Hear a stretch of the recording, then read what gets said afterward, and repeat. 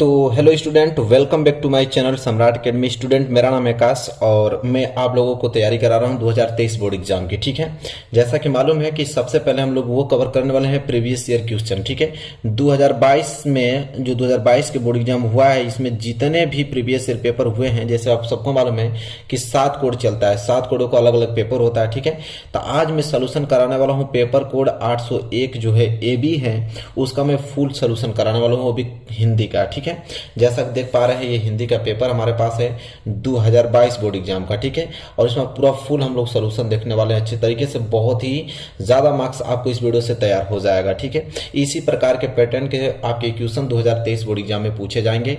तो आज से ही चैनल पर नए हैं तो चैनल को सब्सक्राइब कर लीजिए। ठीक है, पूरा का पूरा पहले हम लोग जितना भी पेपर हुआ है हर एक सब्जेक्ट का हम लोग पूरा सोल्यूशन देखने वाले हैं। इसके बाद चैप्टर वाइज भी मोस्ट इंपोर्टेंट क्वेश्चन देखने वाले हैं। ठीक है, मतलब पूरा एक संपूर्ण तैयारी करने वाले हैं।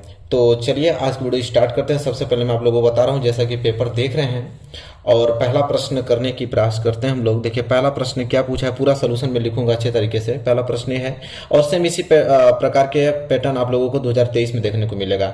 3 घंटे 15 मिनट का आपको समय रहेगा, 70 नंबर का आप लोगों का पूर्णांक रहेगा। ठीक है, और पहला प्रश्न देखिए क्या है, पहला बहुविकल्पीय से आता है जो कि कितने नंबर का होता है, 1 नंबर के लिए पूछा जाता है। तो प्रश्न यह है कि निम्नलिखित कथनों में से कोई एक कथन सही है, उसे पहचान कर लिखिए। 4 ऑप्शन दिए हुए हैं, चारों ऑप्शनों में से कोई एक कथन जो है वो क्या है, सही है, और उसी सही को छांटकर हम लोगों को लिखना है। अगर सही हम लोग छांटकर लिख देते हैं तो 1 नंबर आप लोगों को तैयार हो जाएगा। ठीक है, तो चलिए मैं आप लोगों को यहाँ पे पहला प्रश्न पढ़ के सुनाता हूँ। पहला प्रश्न यह है कि प्रेमचंद्र एक महाकवि के रूप में प्रसिद्ध हैं। तो बिल्कुल गलत, ये क्या है, गलत है। ठीक है, गुनाहों का देवता जो है उपन्यास के लेखक डॉक्टर धर्मवीर भारती की है। ठीक है, तो ये बिल्कुल ऑप्शन जो है सही है, क्योंकि गुनाहों का जो देवता है, जो ये उपन्यास है, वो धर्मवीर भारती जी का ही है। तो यहाँ पे दूसरा सही हो गया। ठीक है, तो पहले के क्या होगा, दूसरा सही है। तो कैसे लिखना है मैं भी बता देता हूँ आप लोगों को। चलिए, तो यहाँ पे प्रश्न पहला हम लोग कर रहे थे ना। ठीक है, पूरा सोल्यूशन मैं आप लोगों को कराऊंगा, आराम से आप वीडियो को पूरा देखिए। ठीक है, प्रश्न नंबर पहला। ठीक है, प्रश्न नंबर पहले का हम लोग कर रहे हैं क। ठीक है, प्रश्न नंबर पहले का क का दूसरा सही था, दूसरा सही था। क्या था वो, कि गुनाहों का जो देवता उपन्यास के लेखक डॉक्टर धर्मवीर भारती जी हैं, यही था ना। एक बार दिखा देता हूँ आप लोगों को। गुनाहों का देवता उपन्यास के लेखक जो डॉक्टर धर्मवीर भारती हैं। ठीक है, तो यही आपको लिखना है यहाँ पे।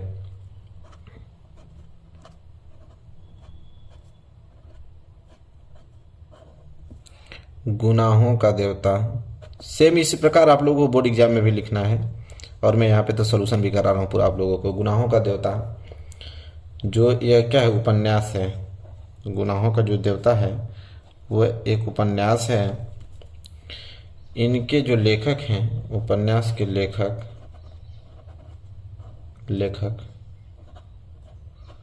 डॉक्टर धर्मवीर भारती जी हैं, धर्मवीर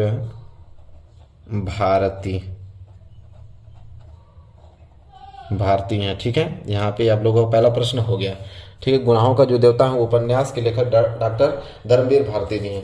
तो पहला प्रश्न आप लोगों का तैयार हो गया, जो कि 1 नंबर के लिए तैयार हो गया। ठीक है, यह प्रश्न बहुत ही ज्यादा इंपॉर्टेंट है और इसे तैयार करके जाना है आप लोगों को। चलिए इसी प्रकार से हम लोग दूसरा प्रश्न देखते हैं, मतलब पहले का ख देखते हैं। अब देखिए पहले का यहाँ पे क्या है, ख। पहले के ख में निम्नलिखित कृतियों में से किसी एक के लेखक का नाम लिखिए। देखिए 4 कृति दिया हुआ है, अब चारों कृति में से किसी एक के लेखक का नाम लिखना है। जैसे ही किसी एक कृति के लेखक का नाम सही अगर लिख देते हैं तो 1 नंबर आपको मिल जाएगा। तो यहाँ पे 4 ऑप्शन दिया है ना, मैं चारों का सोल्यूशन आप लोगों को करा देता हूँ। ठीक है, चारों का सोल्यूशन यहाँ पे लिख कर आप लोगों को अच्छे से तैयारी करा देता हूँ, कि ताकि चारों याद हो जाए। तो चलिए पहले का अब हम लोग करने वाले हैं यहाँ पे ख। चलिए नोट कर लीजिए, पहले का ख का पहला है सेवा सदन। क्या है, सेवा सदन।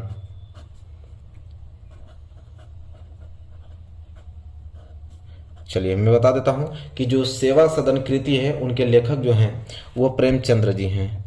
क्या हैं, प्रेमचंद्र। ठीक है, और दूसरा आपका है, मैं दिखा भी देता हूं। देखिए सेवा सदन प्रेमचंद्र, फिर चंद्रगुप्त है ना। चलिए दूसरा देखते हैं, चंद्रगुप्त। चंद्रगुप्त। ठीक है, ये जो चंद्रगुप्त आप लोगों का कृति है, इनको कौन लिखे हैं? तो जयशंकर प्रसाद जी लिखे हैं। तो आप लिखेंगे जयशंकर प्रसाद जी। ठीक है, जयशंकर प्रसाद जी। इसी तरह तीसरा जो कृति है, पूछा तो एक ही था लेकिन मैं चारों का सलूशन करा देता हूं आप लोगों को। वर्फ की गुड़िया, ये जरूर आपको 2023 बोर्ड एग्जाम में देखने को जरूर मिलेगा यहाँ से, वर्फ की गुड़िया, क्योंकि ऐसे क्वेश्चन है ना कि जो हमेशा पूछे जाते हैं। तो वर्फ की जो गुड़िया है, इनके जो लेखक हैं वो जयप्रकाश भारती हैं, जयप्रकाश भारती।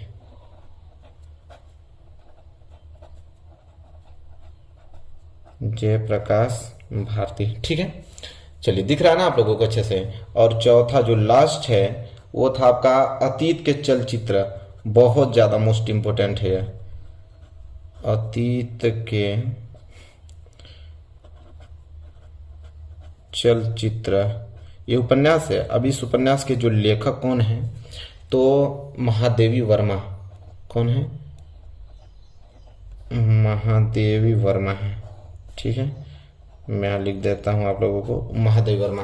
तो ये चारों तैयार हो गया ना आप लोगों को। देखिए पूछा एक ही था लेकिन मैं पूरा संपूर्ण तैयारी करा रहा हूँ आप लोगों को, ताकि कोई भी दिक्कत ना हो।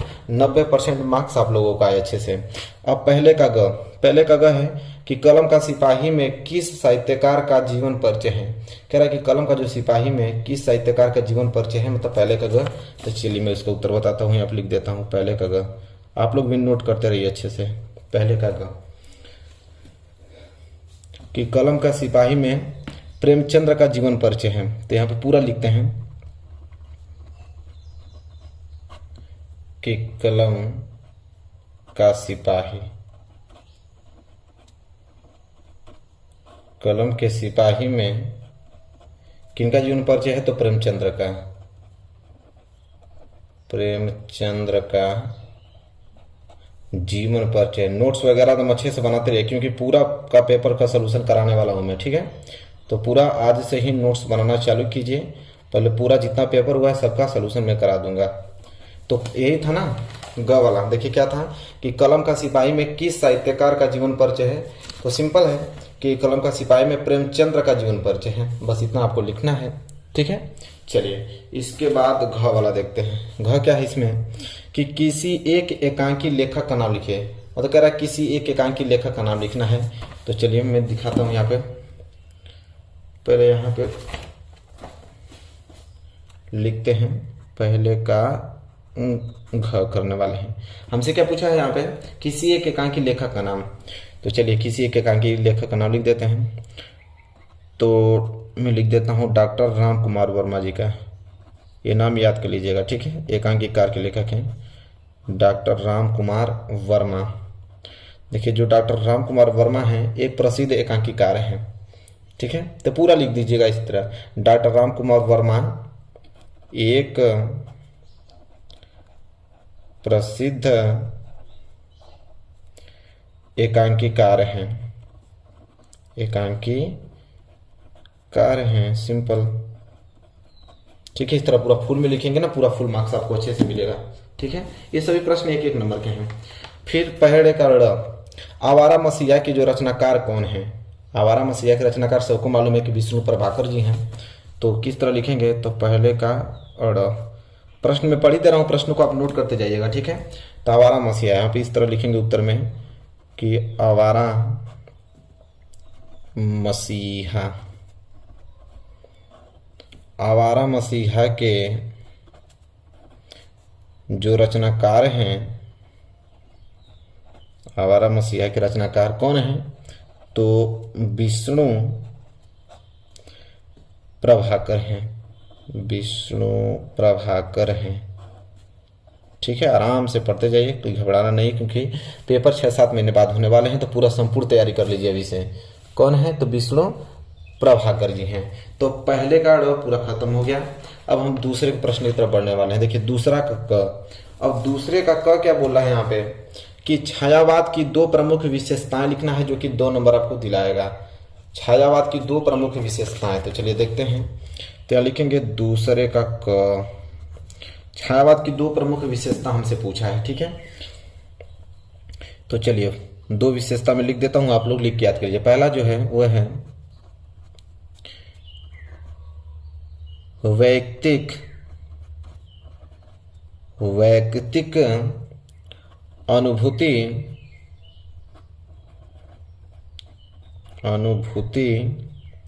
की प्रबलता,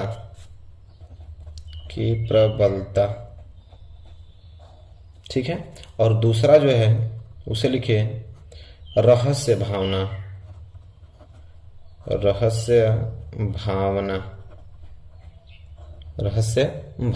ठीक है। दो ही हमसे पूछा था कि छायावाद की दो प्रमुख विशेषताएं लिखिए, तो ये छायावाद की दो प्रमुख विशेषता हमने बताया, ठीक है। प्रश्न तो आप लोग लिख ही ले रहे हैं यहाँ से कि छायावाद की दो प्रमुख विशेषता लिखिए, हमसे पूछा था। इसके बाद देखिए दूसरे का ख, रीतिकाल की दो प्रमुख प्रवृत्तियां। अब देखिए प्रवृत्तियां पूछा है, प्रवृत्तियां विशेषताएं एक ही होता है। रीतिकाल की दो प्रमुख प्रवृत्तियां का उल्लेख कीजिए। तो रीतिकाल का, ये छायावाद का था, अब रीतिकाल का लिखना है। तो दूसरे का ख यहाँ पे लिख के यहाँ पे लिखना पड़ेगा हम लोगों को। रीतिकाल की दो प्रमुख प्रवृत्तियां लिखना है। तो चलिए पहला लिखिए कि आश्रय, यहाँ पे लिखिए आश्रय दाताओं, ठीक है, आराम से लिखिए। आश्रय दाताओं की प्रशंसा, ठीक है। और दूसरा है श्रृंगार रस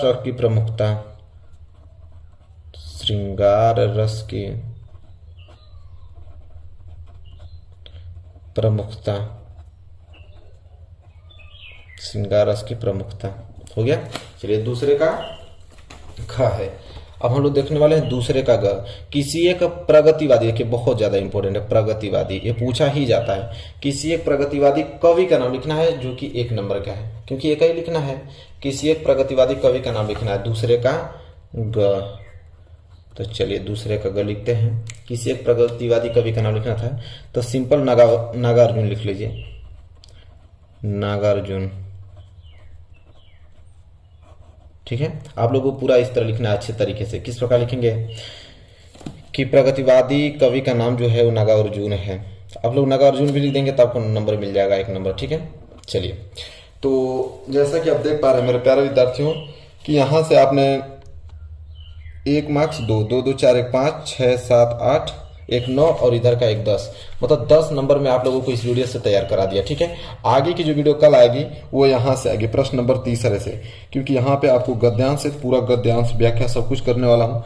तो ये भी गद्यांश बताने वाला हूँ, ये भी गद्यांश बताने वाला हूँ, दोनों गद्यांश बताने वाला हूँ। इसके बाद पद पे आएंगे, मतलब पूरा का पूरा तो पेपर सोल्यूशन कर लेंगे, फिर दूसरे पेपर की कोडर बढ़ेंगे। मतलब 7 पेपर है, इस तरह 7 पेपर का पहले सोल्यूशन कर लेंगे तो आप ऐसे ही पास हो जाएंगे, ठीक है। तो मेरे प्यारे विद्यार्थियों, और अपने मोस्ट इंपोर्टेंट क्वेश्चन कराऊंगा और एक वीडियो में पूरा संपूर्ण चैप्टर भी कराने वाला हूं। तो बहुत अच्छी तरीके से मैं तैयारी कराने वाला हूं 2023 बोर्ड एग्जाम की, ठीक है। तो चैनल पर नए हैं तो चैनल को सब्सक्राइब करके और वीडियो को शेयर कर दीजिए ताकि सबके पास पहुंच जाए और सभी मेरे चैनल से जुड़ जाए 2023 बोर्ड एग्जाम के लिए। तो चलिए मेरे प्यारे विद्यार्थियों, मिलेंगे नेक्स्ट वीडियो में, तब तक के लिए धन्यवाद।